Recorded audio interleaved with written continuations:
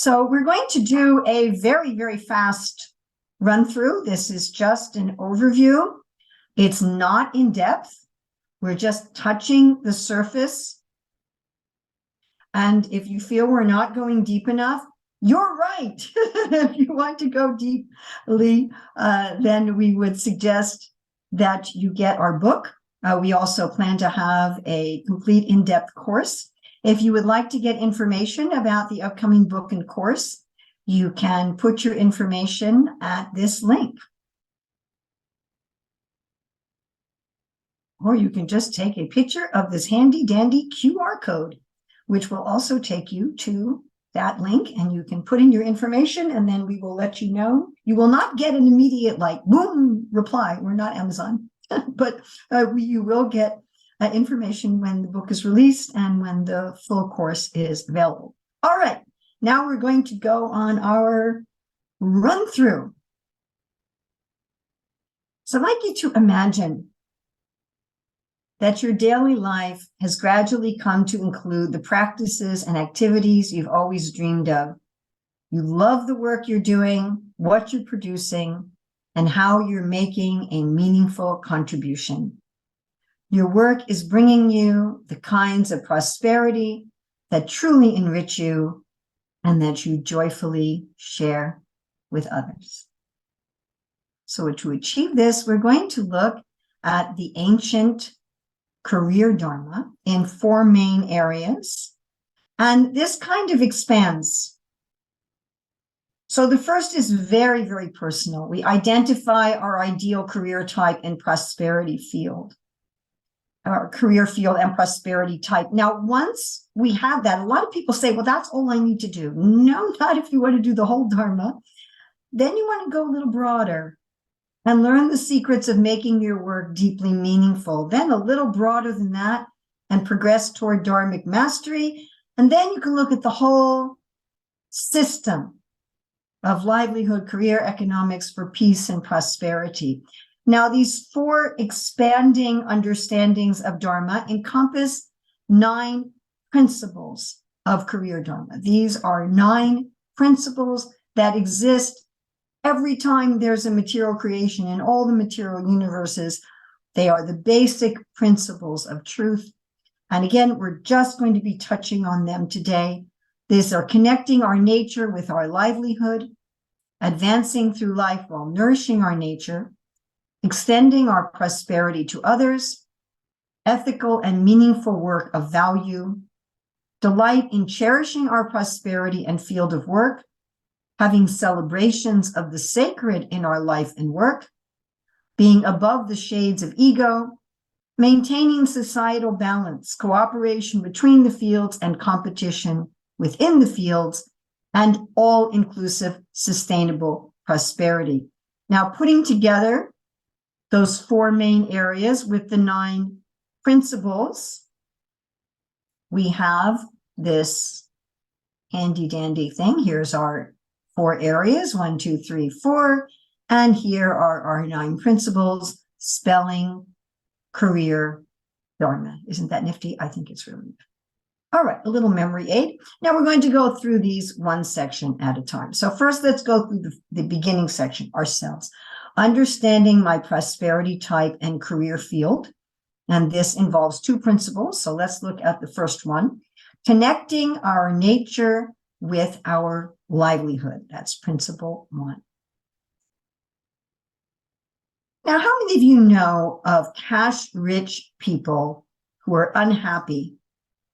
They actually have a poor life. I mean, maybe we've even had times in our life where we were cash rich, but life poor. I mean, all you have to do is read any news headline any day to find out about people who are cash rich, but their lives are poor. And conversely, we may all know of people who are cash poor, but have a very rich life. And maybe there's been times when we've been cash poor, but our life was rich. So we all know that prosperity doesn't fully equal cash. Now, we all like cash. We all need cash. I need cash. It's not that we don't need, even the Amish have to have some cash economy. But if we want to have prosperity, we would rather look at the 6 types of prosperity given in the Vedic literatures and really meditate on which of these we would like our work to give us. Now, we want to differentiate here. Our work often gives this kind of prosperity to others, and that's important. That's very important. But we're looking right now at what kind of prosperity we want our work to give to us. How am I going to have a rich life? By the way, Srila Prabhupada uses the term peace and prosperity 195 times. So there's the prosperity of Aishvarya, that's leadership. That's the prosperity of having people who follow you, who look up to you, who you can guide, who you can engage. And some people are really enlivened by that. Some people enjoy being a leader and helping others and guiding others and training others and engaging others. And other people like, nah, just work under somebody else or work by myself or just be part of a team. I don't really want that. Then there's the prosperity of Gyan. This is when our work involves always learning and gaining in wisdom.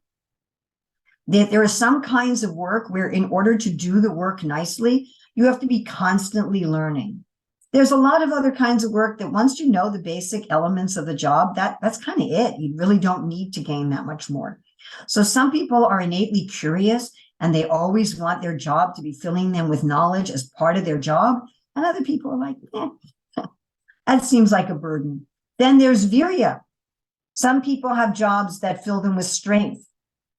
Like my daughter runs a Bharatanatyam schools, and her work gives her strength and health. She can't do her work without doing vigorous exercise. Or someone who's working in a garden, working in construction. And other people, they want to be healthy. They may do exercise, but it doesn't have to come through their work. Their livelihood doesn't have to be providing them with virya. Then there's Shri. This is visual beauty, auditory beauty, gracefulness, charismatic leadership. So some people's work brings beauty into their life, either visual or auditory. Now, we're not talking about, again, providing beauty for others. We're talking about work that brings beauty into your own life or charismatic leadership into your own life. And for other people, they really don't care if their lives are, their walls are blank. They don't listen to much music. It's just not very important to them that their form of work, their livelihood, is giving them Shri. Then there's Yasha. Yasha means you're famous for good deeds. You're not just famous. There's lots of famous people, but you're well known for your good deeds. Yasha implies community or family. So a lot of people, they want their work to provide them with a community, and a community who recognizes them, who acknowledges them. And other people, they really don't want that. They want to be out of the spotlight. They don't really care. They may even find it negative. Then there's the opulence of Vairagya, freedom, equanimity. So some people want a job where they can work a flexible schedule, maybe where they can travel a lot. They have a lot of autonomy in deciding what they want to do, where they can live a very minimalist lifestyle. And other people really don't want that in their work. They want a strict schedule, and they want to be able to surround themselves with a lot of luxurious things. So most of us have at least one, sometimes 2 or 3 of these types of prosperity that we really need in order to feel that our life is rich. And the other ones we might, it'd be nice if we have them, and some of them we might even not want to have. So we want to find a career that gives us the type of prosperity that is really meaningful for us. All right, another way of understanding our career type is to look at the 4 fields of work, which Krishna describes in Bhagavad Gita 4:13, Chaturvarnyamayashrishtam. So Rukmini and I, Dr. Ruchiradatta, we call these the fields of artistry, ideas, resources, and government. We do not use Sanskrit terms for these because people already have certain ideas associated with these Sanskrit words, and some of those ideas may be erroneous. So one of the biggest questions we looked at is why does the Lord, why does Sri Krishna in the Bhagavad Gita and throughout the Bhagavatam and throughout the Vedic literatures, why do they take the hundreds of thousands of different ways of earning a living and divide them into four? Well, one reason is that certain specific careers may or may not be available. You know, you can't really be a blacksmith anymore, and there were no computer programmers 200 years ago. But the main reason is that each of these has a different Dharma. They have a different set of values, and the values contradict each other. So people always ask, can I be in more than one field? The answer is no. You're probably going to have more than one kind of prosperity that you need to feel rich, but you're only going to have one field. And that is because the innate values or Dharma of that field are unique to that field and contradict the Dharma of the other fields. Now, you might be in a field that particularly assists those in another field or has a lot of interaction with those in another field, but your own Dharma and your own values are only going to be in one field. So again, we're going through this extremely briefly, and we do have also in-depth classes. And our book goes very, very much in depth with a lot of examples. Here we have the field of artistry. Artistry provides all the support, all the beauty, all the function in society. There's clearly defined objectives of excellence and usually clearly defined processes for achieving that excellence. People know what works, what doesn't work. People who love to work with the arts or service, something where we get to hone a craft, making something that people find useful or inspiring. And these people, the main important question that their work has to fulfill for them is my work adding beauty and support to the world?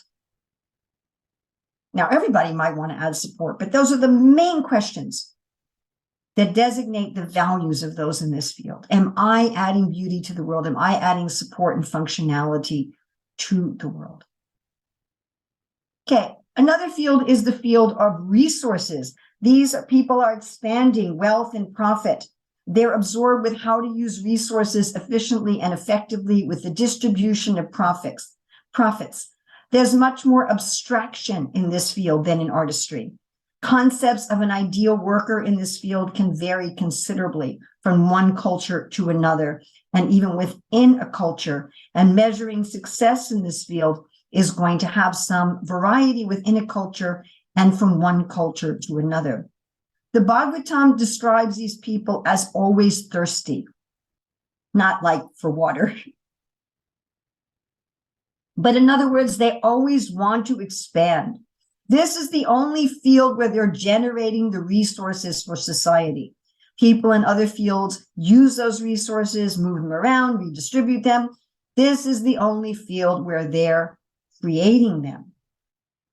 And the main question that these people want to ask to know whether or not their work is successful is, do I have a sustainable, regenerative way of producing resources for myself and others? There's the field of government. Now, we're social creatures, and as soon as we're not in a very, very small group, we need some system of defense. We need some system of oversight, the group as a whole. Now, the main difference between this field and management like of a corporation is that in the field of government, the people are responsible for the interests of everyone in their domain, whereas if you're just running a business or a corporation, you're just responsible for that particular area. So it's not that, although these people are the leaders for society as a whole, there are leaders in all four fields. Now, not all of the people in the field of government work for a political government. Some may work for non-government organizations, NGOs, that do the kind of work that government does, making sure that people have clean water and food and good housing and medical care and good roads and things like that. One can also be in this field on a very small scale. So one might be the landlord of an apartment building, And that's like your little government that you're taking care of. Now, these are the people that are the protectors and the carers of society. They're like big parents. And they're nurturing all of society and protecting all of society. They're the arms of society. Now, in English, the word arms also means weapons, but arms are also, how you're holding your baby, right? How you're protecting others. Now, these people collect the resources from artistry and resources, and then they redistribute them. Then there's the field of ideas. These are we should also say that in the field of government, the main questions that they ask to know whether or not they're successful in their work is my work increasing honor and justice, morals and ethics in society? Am I adding justice to society? Am I adding honor to society? Am I increasing ethics and morality in society? Okay, moving to the field of ideas. These are the people that provide wisdom, guidance, truth, and education, jobs and research, study, teaching, counseling, therapy, religious leaders. Now, these people can promote wisdom and ideas not only through words, they can promote them through mathematics, and interestingly enough, also through some of the fine arts. So there are musicians, painters, sculptors, dancers, actors, who are not in the field of artistry, but they're in the field of ideas. Now, it depends what their main motive is. For the people in the field of ideas, the main questions that they want answered by their work in order to feel that they have a satisfying career is, am I adding to the truth and wisdom of the world? And again, in artistry, their main questions are, am I adding to the beauty and support of the world? So if someone is writing songs about philosophy and truth, they're in the field of ideas. If they're writing songs about, I love my baby and she left me, I don't know when she's coming home, that's in the field of artistry. So some of us like to play with ideas, taking them apart, putting them together. We may like teaching with words, logic, math, and so forth. Now, we might mention that some people have hobbies in a field that they wouldn't want to work in all the time. So a lot of us have hobbies in the field of artistry. Maybe we like to make a beautiful garden in our backyard. Maybe we like to embroider, but we wouldn't want to do that 8 or 10 hours a day. So many people's hobbies are in another field, especially people tend to have hobbies in artistry. But we want to see what's our dominant interest. Now, it's also very important when understanding what is our field that Krishna says twice in the Gita, once in the 3rd chapter and once in the 18th chapter, don't do someone else's work. And in the 3rd chapter, he uses this word, bhayavaha. He says, don't go into someone else's path, even if it seems you're better at it than your own path. Now, one reason is that if we're in the wrong field of these 4 fields, then we're going to have to pretend to have a dharma or values that are different from our own. How long can we do that? I mean, even actors, they have to get out of character and go back to themselves. We will go back to ourselves. And again, Krishna says, bhayavaha, a vehicle of fear. Now, we found it very interesting that Krishna talks a lot about detached work and also talks a lot about doing the work according to your nature. When you do the work that's according to your own nature, you're getting internal, intrinsic satisfaction from your work. You feel like it's an expression of your own self. And so the money that you get, the external circumstances are not so important. When you're doing someone else's work that's not your own dharma, you're not getting that internal satisfaction. Therefore, one becomes much more dependent on the externals for satisfaction. And then working with detachment becomes extremely difficult. We want to make a very important distinction between dharmic expertise in one of these fields and being a beginner. The Shastra only describes for these 4 fields those who have dharmic expertise. But when we're trying to figure out what field we belong in, we want to look at our predilections, our inclinations, our propensities, right? If you want to know whether or not you're a good runner, you don't want to just compare yourself to, the Olympic winners, but you want to look at your beginning propensities. So when we're trying to understand what field do I go into, we're looking at what are the qualities that indicate a disposition, that's your relationship between the potential worker. And, when we're thinking about what career to take up or a career change, sometimes our propensities don't really look like, the expert in that career. Like a lemon seed doesn't look a whole lot like a lemon tree. And one's got to be able to recognize the inclinations in their seedling form. And this brings us to principle 2, advancing through life while nourishing our nature. Now, people ask, can our nature change? And according to Krishna in the Bhagavad Gita 3:33, he says, no, everybody will act according to your nature. You cannot repress it. So it is important to have people in our life who recognize our inclinations and propensities and train us in those, not only in the externals of the craft, but also in the Dharma. And there's some empiric evidence to indicate that people's inclinations and values for one of these 4 fields are at least evident by the age of 13. It's important to mention that some indication of our matching field in childhood, and maybe even older if we're not trained properly, may be the kind of things we did that annoyed others.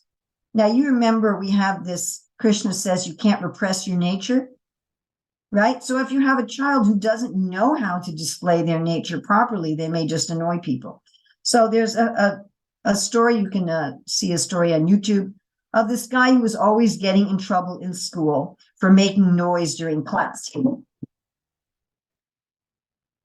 He's always making noise during class, and he was always getting sent to the principal and getting in trouble with the teacher.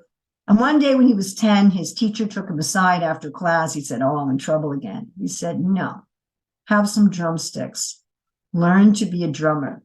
Learn to be a drummer. So he was able to recognize that this person has the propensity, and the man became a very famous drummer. When I was 3 years old, I got in a lot of trouble in preschool because instead of playing with the other kids, I was trying to teach the teachers how to teach. And the whole time I was growing up, I was always told, stop teaching, stop teaching, stop teaching. It wasn't until I was 24 and I met my mentor, Jyotirmayi, that I actually got trained and found out that I'm a natural teacher, and not only a teacher, but a teacher of teachers. Now, according to the Vedic literature, one has a cycle of life. So when one's young, one gets trained in one's career gets recognized, one gets trained in the prime of life, one has one actually works in one's career. In middle age, one retires and advises others in their career, and at the end of life, one gives up anything to do with career and prepares for the final journey. All right, we're now going on. We've taken care of matching our nature to our career. Now we're going to expand beyond that, and we're going to find real satisfaction and purpose in our work, besides just having work that's a great expression of ourself. So first, we're going to look at principle 3, extending our prosperity to others. This principle is very important in the Shastra. In fact, Krishna in the 18th chapter says that even great souls should not give up dana or charity. The Sanskrit word for a kind of wealth is bhaga, which comes from the root word bhaj, meaning to divide or share. So we start by sharing our wealth, at least with our spouse, with our children, maybe with the creatures that live outside our home. But this giving doesn't just mean cash. Again, our prosperity is not just cash. I'd like you to take a minute to look at this slide where we suggest ways of sharing our prosperity with others. So this is just a little hint. We go into much greater depth again in our book, but this gives you some idea of whatever prosperity you're enjoying from your work, you take that and share that with others. Okay, we're going to go on to principle 4 as far as finding satisfaction and purpose in our work. And this is doing ethical and meaningful work of value. So to do work that's ethical means that it's honest. In other words, we charge a fair price for the goods or services that we sell. If we have employees, we pay them fairly. So we're treating the customers fairly, we're treating the employees fairly. We're trying as far as possible to have a fair and honest price and care given to everybody down the line, all of the suppliers, everyone that we're serving. Now, of course, that may not be absolutely possible in 2023, but as far as it is possible. Then ethical and meaningful work of value. So we want to do work that really adds to people's life, to people's value. We shouldn't be doing work, if we want to follow Dharma, then we don't want to do work that is harmful to people, like selling cigarettes or alcohol. And nor would we want to do work that is manufacturing needs, things that people don't really need, and we're trying to convince them that we need it. So our work should be honest, and our work should be of real value in order to actually have meaning for ourselves and to find a sense of purpose for ourselves, that I'm doing something honest and of value to the world. Now, value goes beyond just meeting people's needs. It goes also to what's motivating us. So most of us are in this cycle of frustration where we want to follow Dharma in order to gain artha or prosperity, so we can get karma or enjoyment. And then when we get frustrated with that, we want liberation. But all of that is within the material sphere. If we want to go above that to ultimate value, then we want our work motivated by love, love of God and love of all living beings. Now, along with this principle of doing ethical work of value, we want to turn again to this idea of not doing other people's work. Now, we touched on this in our first principle. We touched on this in our principle of making sure we're doing the right work, making sure we're not doing someone else's work as a general thing. But if we're really going to do work that's meaningful and valuable, we want to ensure that we're in our field. Now, again, we're going to go through this very quickly. We're just touching the surface. In our book and in our full course, we look at every possible wrong combination. Like if you have the inclination for government, but you work in ideas, you have the inclination for government, you work in resources, you have the inclination for government, you work in artistry, you have the inclination for resources, you work in government, and so forth. But here we're going to look at it just briefly. Let's look at the crossover between government and resources, the different values. So government is redistributing the people's own wealth, and resources is wealth creation. They're creating new wealth. They're taking things in the natural world and creating things that people can use out of them. And the main difference here is that resource people think that those in government are foolishly generous. And government people think those in resources are too profit-minded. Now, in order to work in resources, you have to be profit-minded. Remember, in resources, you want to have wealth that's sustainable and regenerative. Well, in order to be sustainable and regenerative, you've got to have profits coming in. It's like you got to save some seeds from the harvest to plant the next time, right? Whereas government, they're just going to give to everybody in a time of need. Resources, they're going to make sure they keep some. And so you have these two opposite values. Let's look at government and ideas. So both these people are concerned with long-range vision and whole systems. But people in the field of ideas, they can be researching things that don't apparently have immediate practical value. And those in government, everything's got to be practical. For people and ideas, they're going to think, oh, those decisions in government, they're too hastily arrived at. They're too harsh. And those in government, they're going to think those things, those idea people doing, they're just useless and foolish.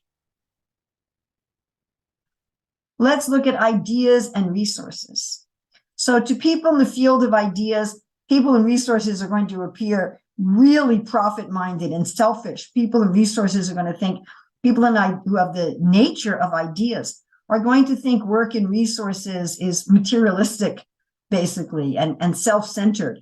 They don't really understand that these are the people who are providing all of the resources and that have us eat and have clothes and medicine and everything like that. There's like a different set of ethics. The ethics of the field of ideas is you're doing like this detached work. And the ethics for the field of resources is I've got to make sure I can keep providing food for everyone. People who have the nature of resources, they're going to think it's actually unethical to spend money on pure mathematics. How does that feed anybody? And people in ideas are going to think it's unethical to be making a profit. You should just give everything away for free. Let's look at government and artistry. Government people want to expand. They want to protect more people, care for more people. People in artistry tend to be very self-satisfied. People in artistry tend to be satisfied if they have basic creature comforts in life. Now, both in government and artistry, they're externally focused.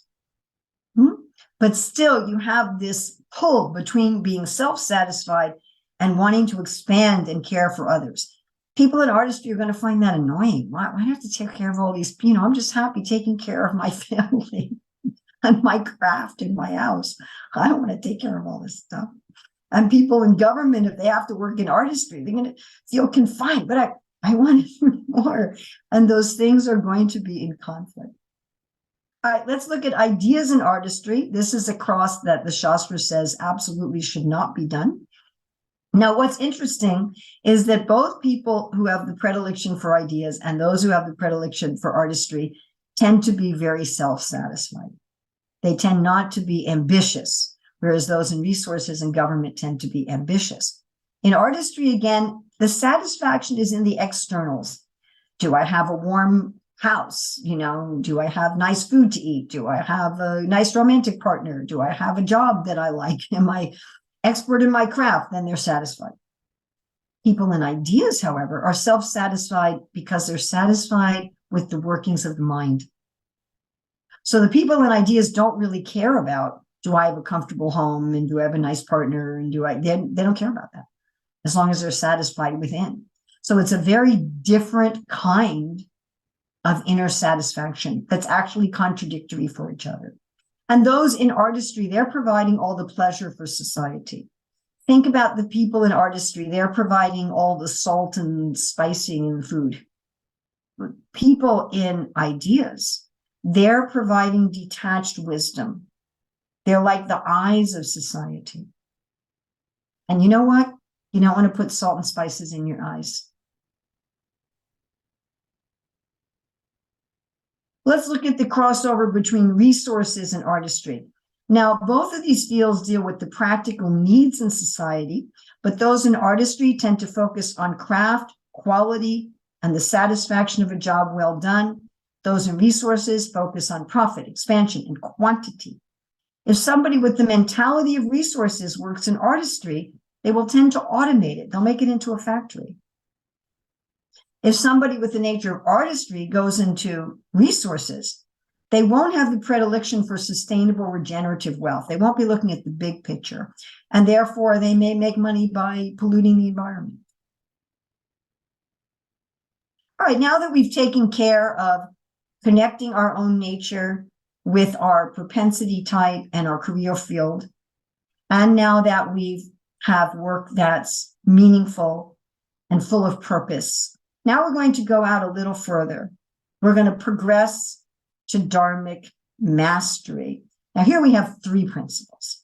So let's look at the first one, principle 5, to delight in cherishing our prosperity and field of work.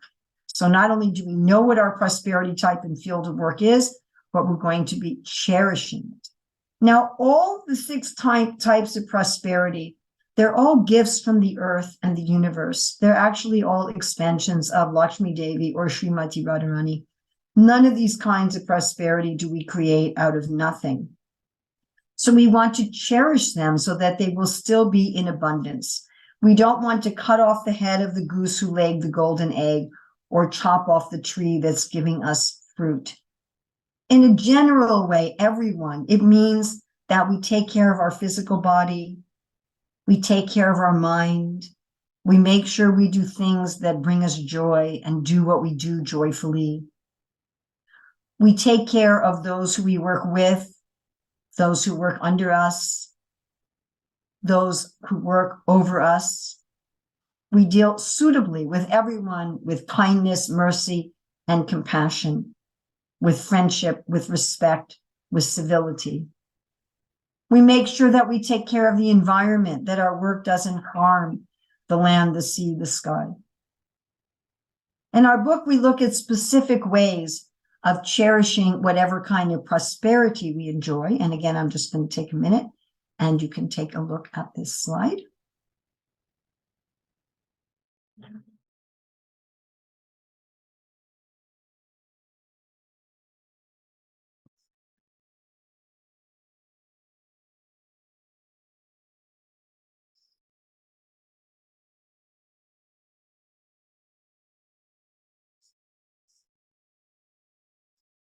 And similarly, if you could also take a minute now to look at ways of cherishing our field.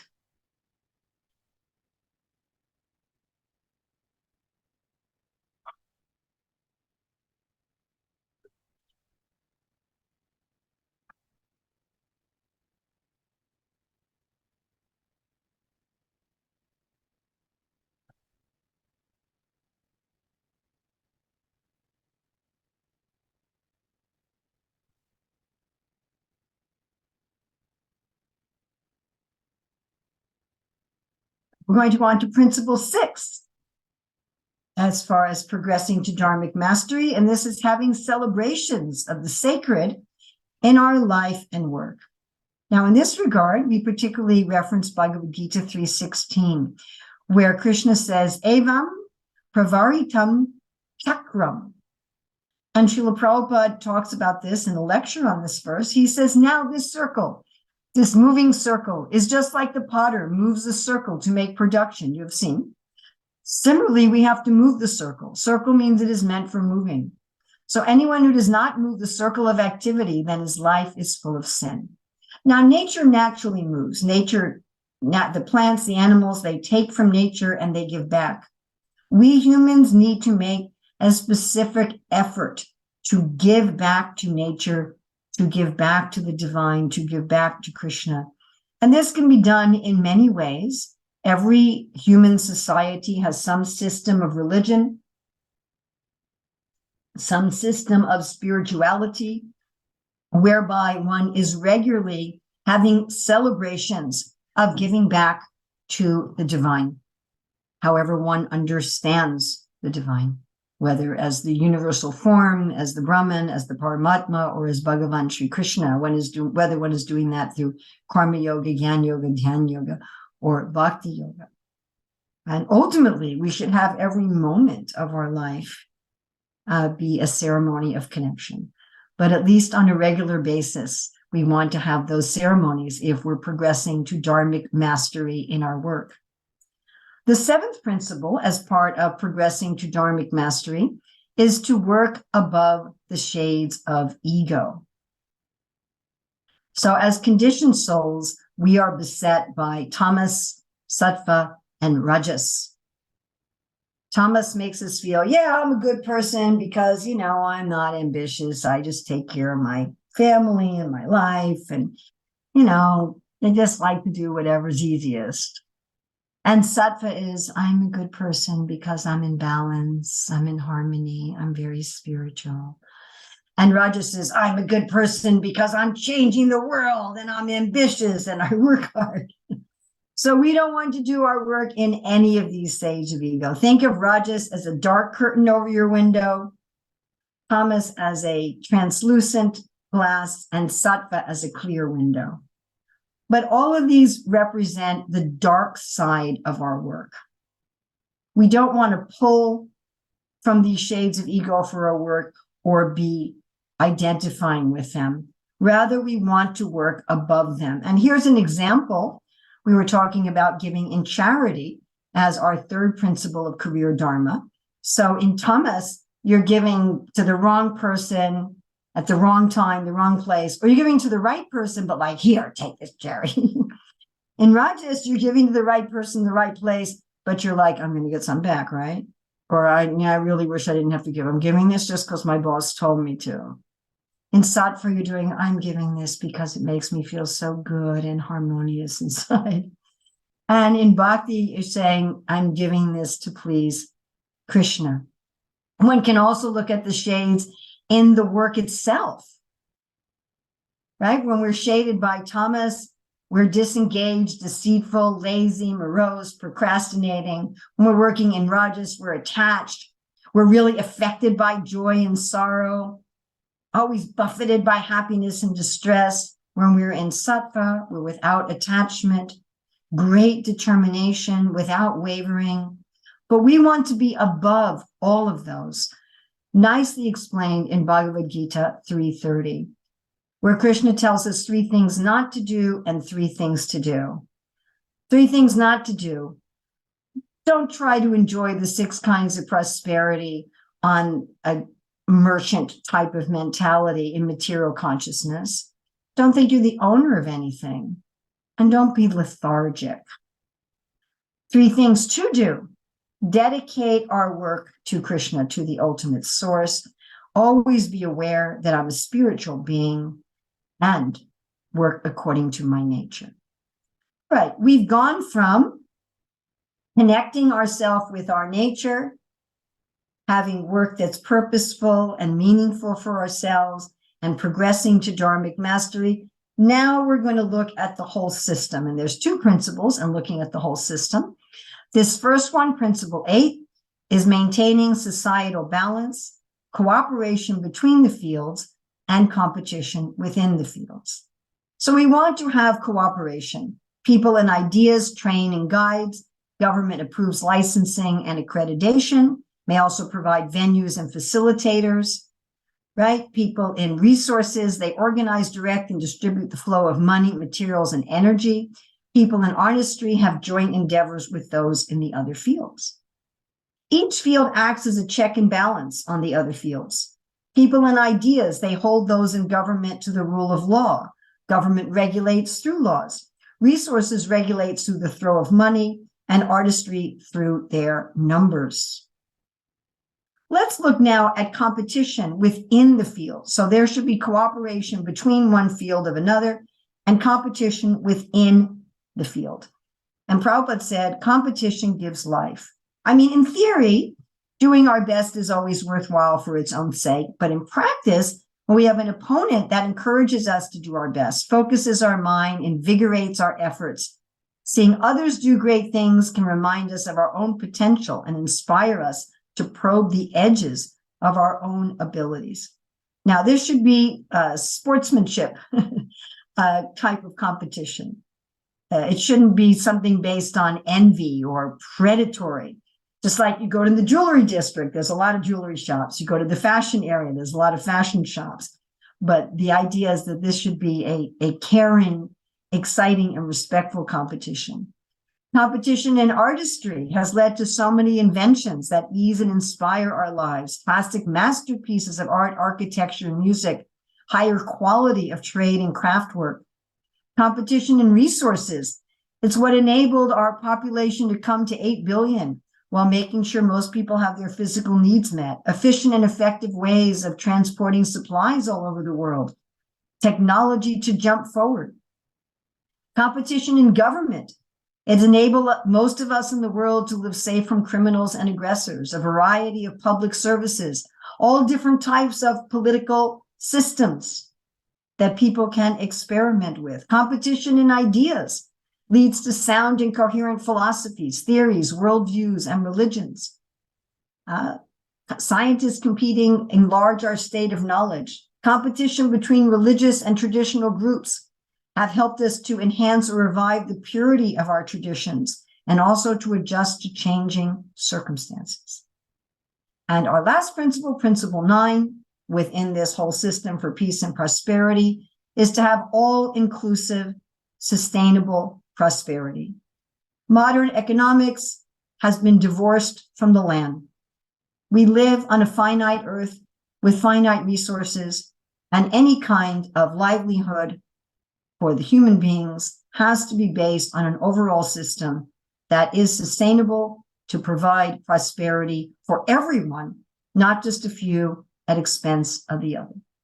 So we looked at these 4 areas: identifying our ideal career field and prosperity type, learning the secrets of making our work deeply meaningful, progressing towards dharmic mastery, and the whole system for peace and prosperity.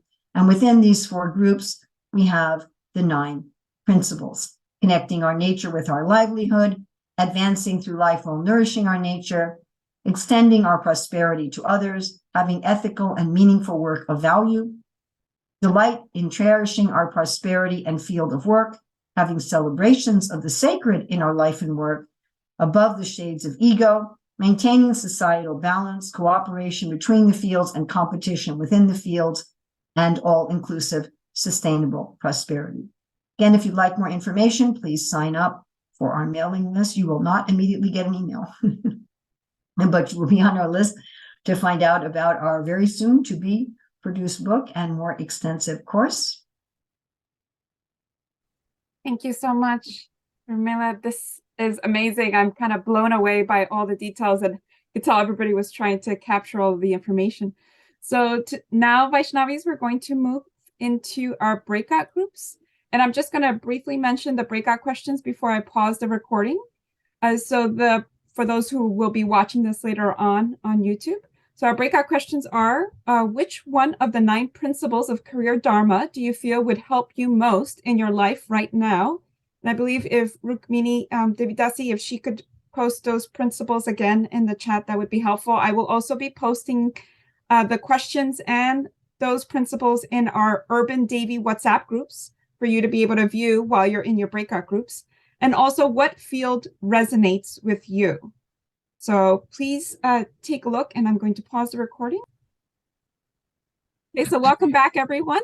This is our reflections and Q&A section. So please feel free to either lift your virtual hand, or you can also write your questions in the chat to share, or any reflections from your group.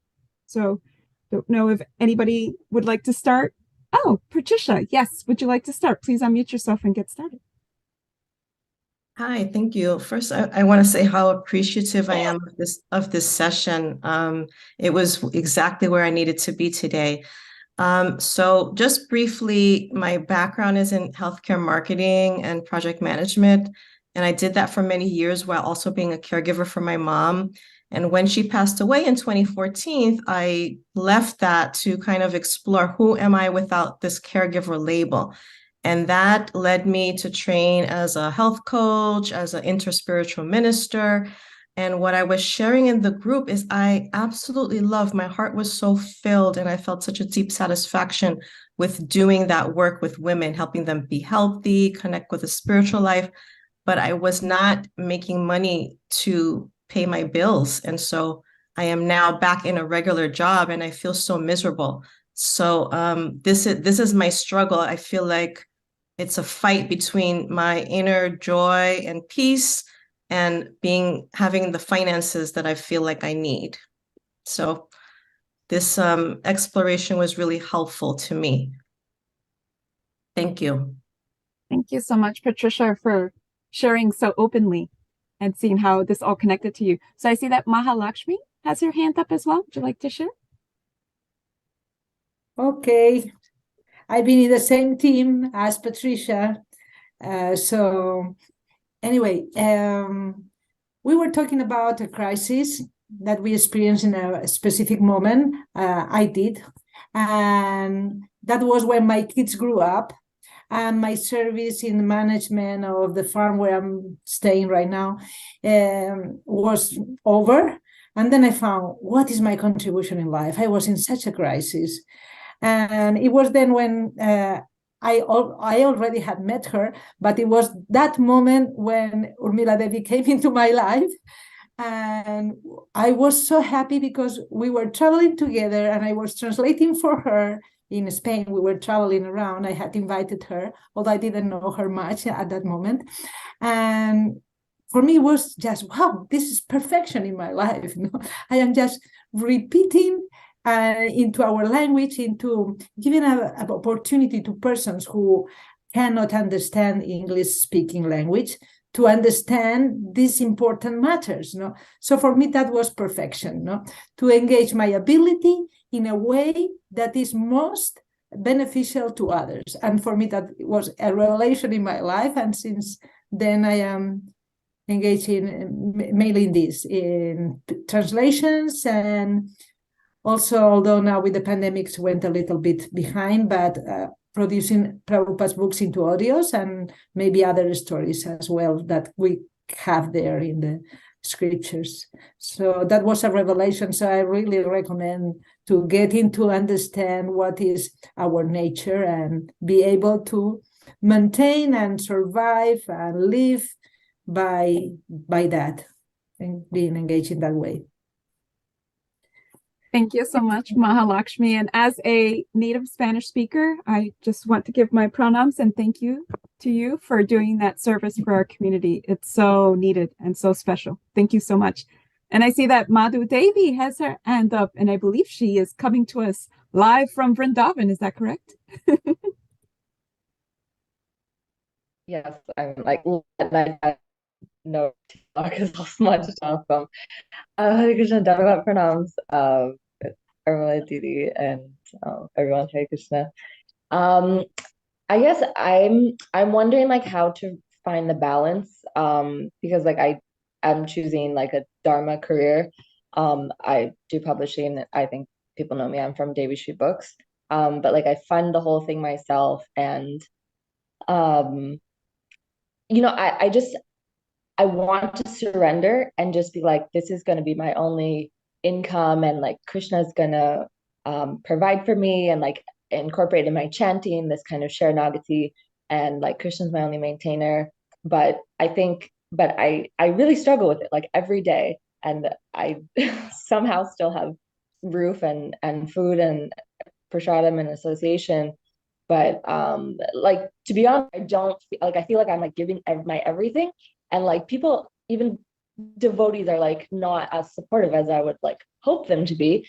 Of course, I try not to have expectation, but like I find even like all of my Sikh friends like go out of their way to come to my book table and buy my book and read their book to their children, and like and that's when I feel like very inspired, like when people who aren't devotees are like even show more compassion. So I don't know, like how can I find this kind of like gentle surrender to everyone and like be more humble? And I understand like yes, sometimes in the mode of Instagram tamas because it's just part of the nature. Like I was joking with my group, like this is just not the age where we just like put a sari over my head anymore. It's like I have to, it's not like I want to be a public figure, but it's just part of what I have to do. So how can I just balance all this, still surrender to Krishna, get to do my Dharma so I don't have to work in a karmi job again? And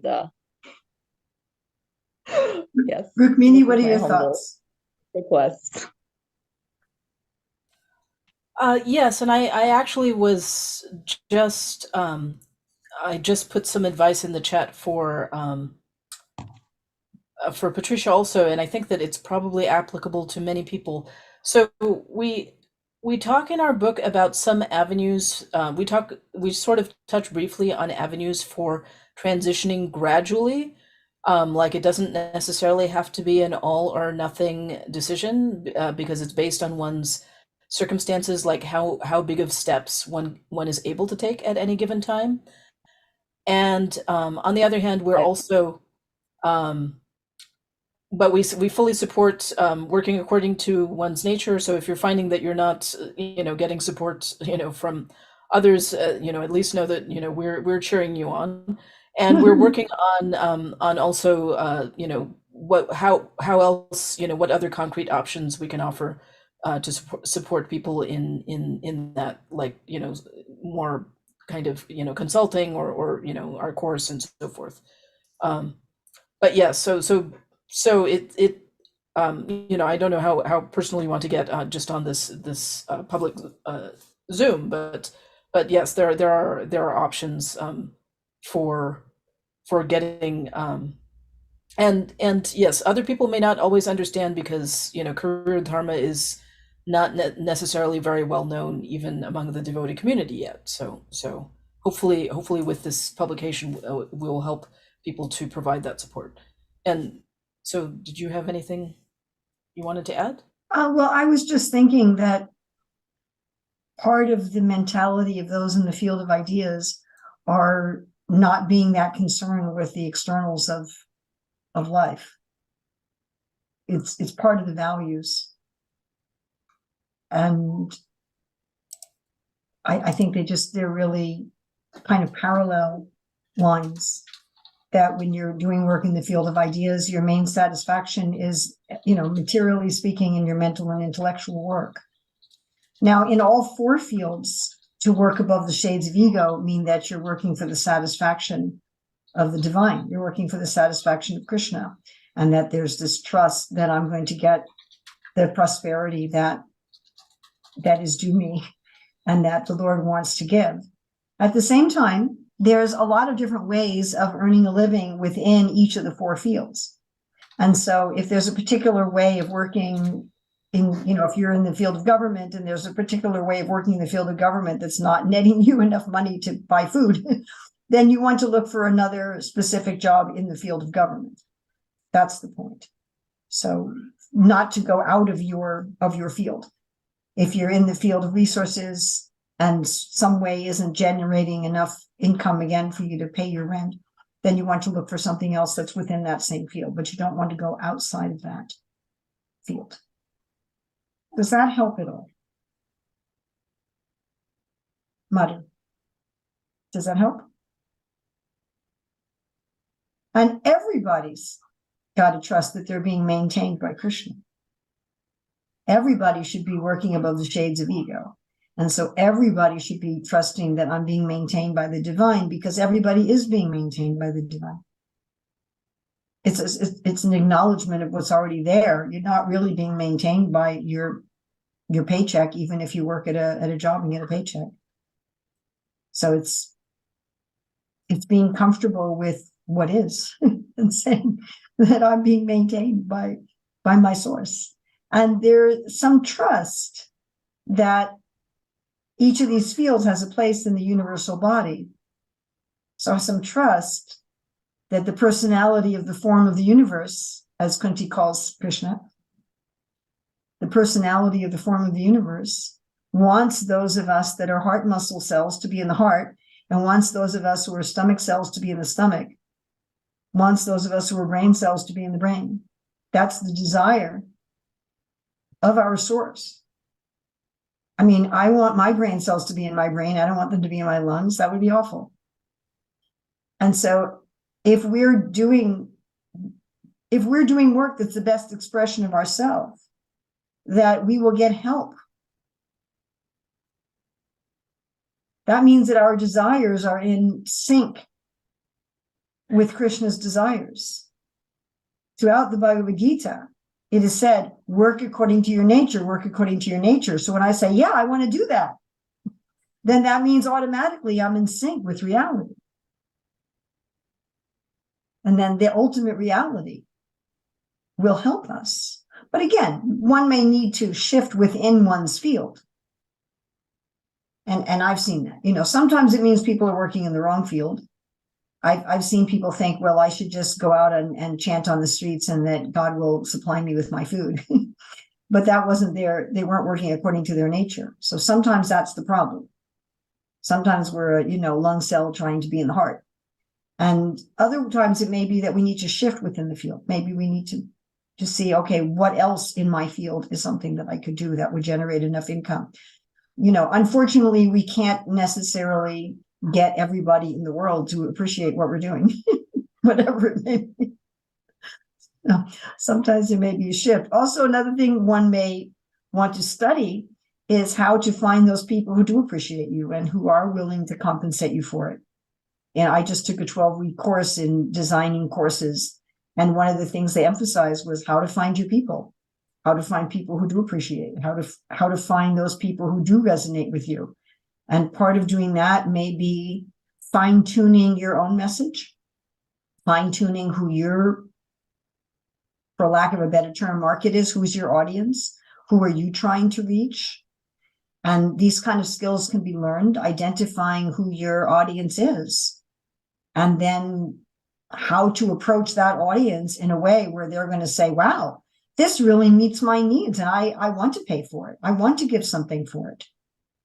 So those are skills that can be learned, how to do that.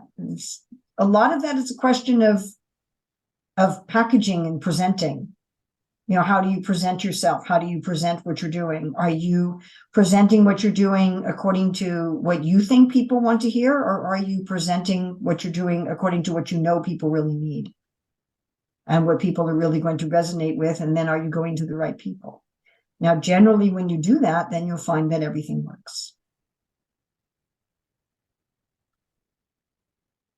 Great. Thank you so much, Urmila and Rukmini, for that insight. And we do have time for one more question. And there's a question in the chat from Priya. So Priya, if you feel comfortable asking your question, you can unmute yourself, and then we will have enough time, remember, to have Rukmini Walker at the end kind of give us our announcements and close up our meeting. So Priya, please go ahead. Hare Krishna. Hello. My question is just that I used to find it really difficult to just sit down and study and get a lot of reading, that kind of work. I used to struggle with that. But now that I've moved into actually putting it into practice, it's a lot easier. So I'm just wondering if the reason that I'm frustrated or a bit unsettled is because I'm not doing the work that I need to do properly, or if it's because I'm not in the right field for me. Well, that's a very difficult question to answer without knowing a lot more about you and your situation. In other words, are you in our area 1, or are you in our areas 2 or 3? So in our area 1, it's figuring out what is the right field to be in, what's the right type of propensity. In area 2, it's about having your work be purposeful and meaningful. And in area 3, it's attaining dharmic mastery.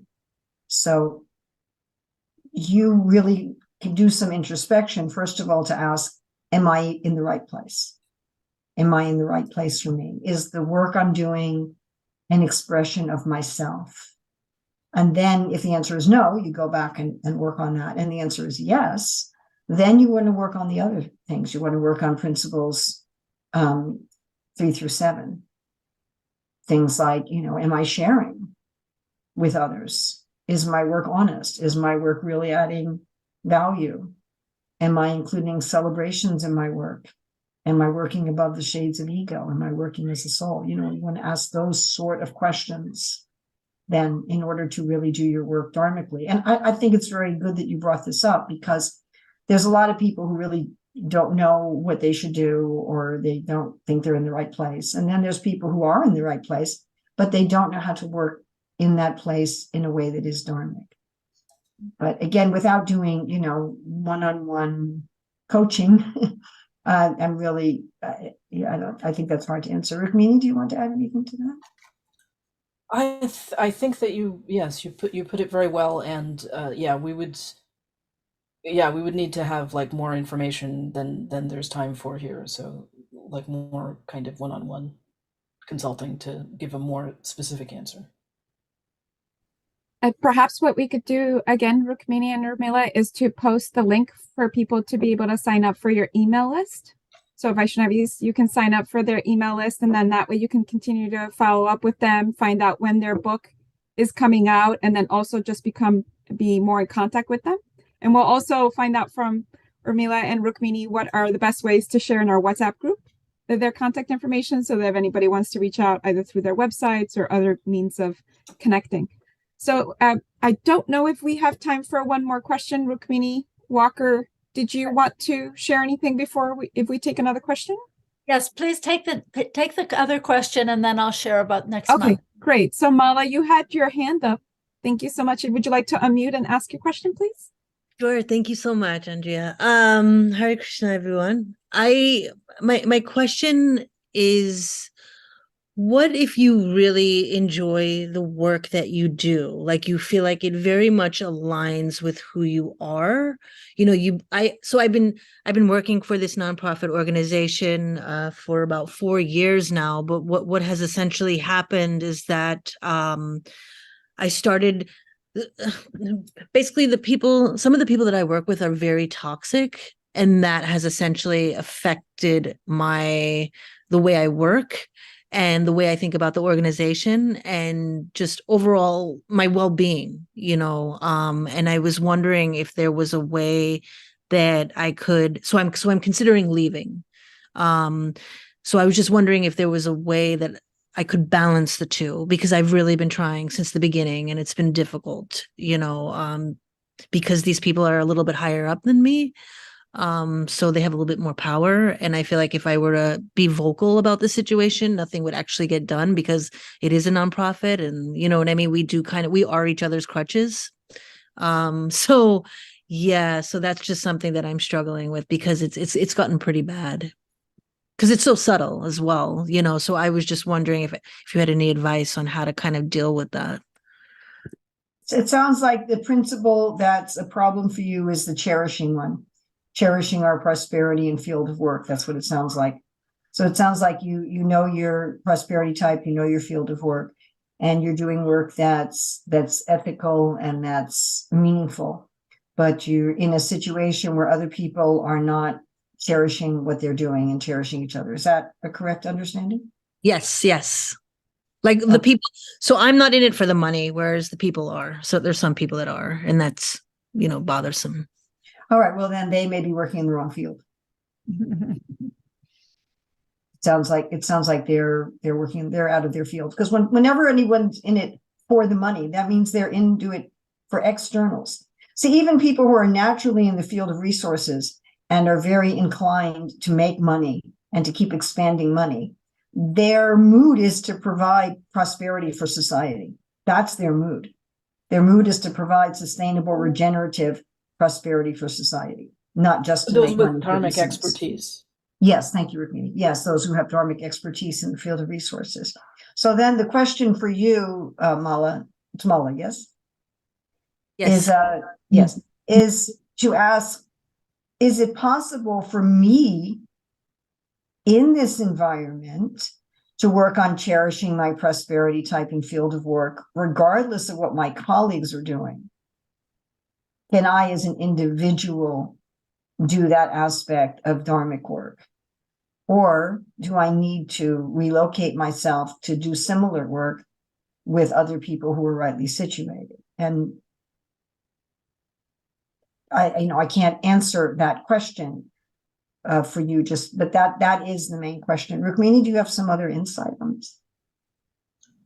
I don't have additional insight, but I would just say that we're aware that many people face this kind of situation, and it's one of the reasons that one of the impetuses behind producing this book, Career Dharma, which is for a very wide popular audience to go beyond even those who are just interested in Bhakti Yoga, is because it's helpful for everyone. The more people who cherish the field and who follow these principles.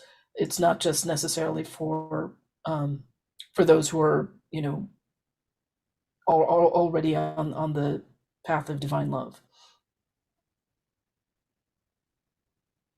Great. Thank you so much, Urmila and Rukmini Devi Dasi.